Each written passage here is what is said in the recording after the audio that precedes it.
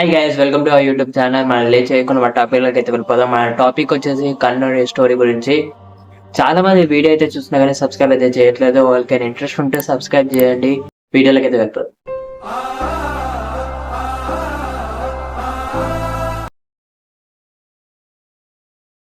ఆఖరిగా భూదేవి శాపం ఫలించినప్పుడు కర్ణుడి రథశాలి అయిన శనుడు కూడా కర్ణుడిని వదిలేసి వెళ్ళిపోతాడు.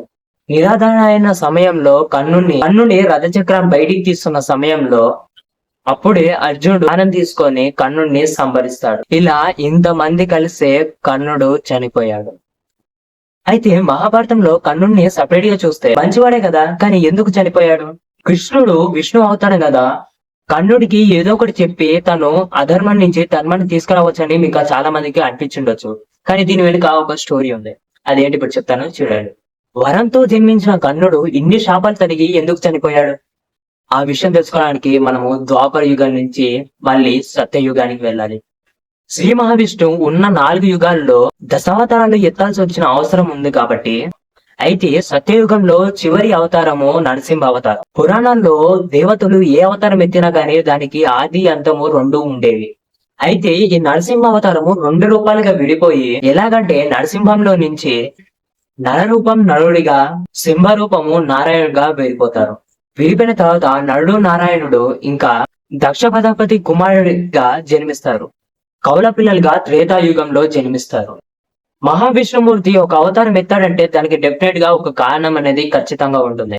అలాగే నరనారాయణుల జన్మ కూడా ఒక కారణం ఉంది. అదేంటంటే దంబోదరుడు అనే ఒక రాజు ఉండేవాడు. ఆ రాజు సూర్యదేవుణ్ణి చాలా తపస్సు చేసి సూర్యదేవుణ్ణి మెచ్చుకొని తనని ఒక వరాన్ని అడిగాడు. అయితే దంబోదరుడు ముందుగా నాకు మరణమే లేకుండా వరాన్ని మని అడిగాడు. సృష్టి అనుసారము దేనికైనా ఆది ఉంటే అంతం కూడా ఉంటుంది. సో ఈ వరం కాకుండా ఇంకా వేరే వరం అయినా కోరుకో అని చెప్తాడు. అప్పుడు దంబోదరుడు 1000 కవచాల వరాన్ని అడిగాడు. ఆ కవచాలు ఒక్కొక్కటిగా ఛేదించాలంటే 1000 సంవత్సరాలు తపస్సు చేసి, మరో 1000 సంవత్సరాలు యుద్ధం చేసి, ఒక కవచాన్ని, అది మాత్రమే కాకుండా ఒక కవచాన్ని ఛేదించినాక ఎవరైతే ఆ కవచాన్ని ఛేదిస్తారో వాళ్ళు అప్పుడే చనిపోవాలని వరాన్ని అడుగుతాడు. అప్పుడు సూర్యుడు ఆ వరాన్ని ఇవ్వాలని ఒప్పుకుంటాడు. అప్పటి నుంచి సహస్ర కవచుడు అని పేరు పొందాడు. అతనే రాజు నుంచి ఇంకా రాక్షసుడిగా మారాడు. ఆ వరాన్ని పొందాక తనలో గర్వం చాలా పెరిగి భూమిపై నుండే మానవులని ఇంకా ఋషులను హింసిస్తాడు. ఒక రోజు సహస్ర కవచుడు ఈ నరనారాయణుల గురించి తెలుసుకొని వాళ్ళతో యుద్ధం చేయాలని అనుకుంటాడు.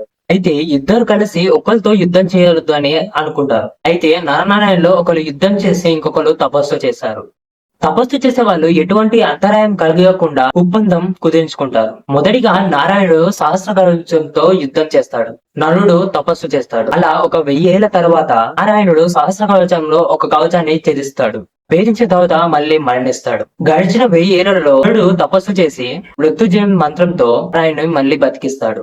ఈసారి నారాయణుడు తపస్సు చేసే నరుడు సహస్ర కవచాల్ని ఎదుర్కొన్నాడు.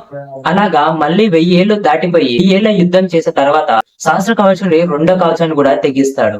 నరుడు ఛేదించి చనిపోతాడు. అప్పుడు నారాయణుడు మళ్ళీ నరుడిని బతికిస్తాడు. ఇదే ఒక సైకిల్ లాగా జరుగుతూ ఉంటుంది. సహస్ర కవచుడి 999 కవచాలని తెగిస్తారు. ఆఖరి కవచం మాత్రమే ఉన్నప్పుడు సహస్ర కవచుకుడు అతని అంతం దగ్గర పడింది అనుకొని సూర్య భగవానుడి దగ్గరికి వెళ్లి రక్షించమని వేడుకుంటాడు. సూర్యుడు అప్పుడు నరనారాయణులు శ్రీ మహావిష్ణువు ఒక అవతారం అని, వాళ్ళని అడ్డుకోవడము నా వల్ల కూడా కాదని చెప్పాడు. కావాలంటే ఆ నరనారాయణుడు అవతారము అయిపోయేంత వరకు, అవతారము పూర్తయ్యేంత వరకు నేను నీకు ఆశ్రమిస్తానని అంటాడు. ఆ తరువాత నేను నిన్ను విడిచిపెడతాను అని చెప్తాడు. ఈ సహస్ర కవచుడు నరనారాయణుల యుద్ధము ఈ లెక్క చూసుకుంటే ఒక కవచం భేదించడానికి దాదాపు 1000 సంవత్సరాలు. అలా 999 కవచకుణాలను త్యజించినప్పుడు 9,99,000 సంవత్సరాలు పట్టింది. అయితే త్రేతాయుగము 12,96,000 సంవత్సరాలు. ఈ యుద్ధము త్రేతాయుగంలో ఆఖరి దశలో జరిగింది. ఇంకా ద్వాపర యుగం మొదలైంది. ఒక పక్క కుంతి దుర్వాస మహర్షికి ఇచ్చిన సంతాన సాఫల్య మంత్రాన్ని సూర్యదేవుణ్ణి ఆహ్వానించింది. అప్పుడు సూర్యుడు ఈ సహస్ర కవచుకుని బిడ్డ రూపంలో కుంతికి ప్రసాదిస్తాడు. ఇది తెలిసిన నరనారాయణుడు నరుడు అర్జునుడిగా, నారాయణుడు కృష్ణుడిగా జన్మిస్తారు. సహస్ర కవచుకుడు త్రేతాయుగంలో చేసిన పాపాలన్నీ ద్వాపరయుగంలో కర్ణుడిగా శాపాలని పొందుతాడు. కృష్ణార్జునుల చేత చంపబడతాడు. సో ఇది కర్ణుడి శాపాల వెనుకున్న కథ. ఈ వీడియోకి ఇంతే గైస్, మళ్ళీ నెక్స్ట్ వీడియోలో కలుసుకుందాం. ఒకవేళ ఈ వీడియో నచ్చినట్లయితే లైక్ చేయండి, షేర్ చేయండి, సబ్స్క్రైబ్ చేయండి. చాలా సార్లు చెప్తున్నాను కానీ ఎవ్వరు సబ్స్క్రైబ్ చేయట్లేదు. ఛానల్ 1K కి చాలా దగ్గరలో ఉందని చెప్పాను కానీ ఎవ్వరు సబ్స్క్రైబ్ చేయట్లేదు. చేయండి, మీకోసం కష్టపడి చేస్తున్నాను. ఈ వీడియో చేయడానికి దాదాపు 3 days టైం పట్టింది నాకు.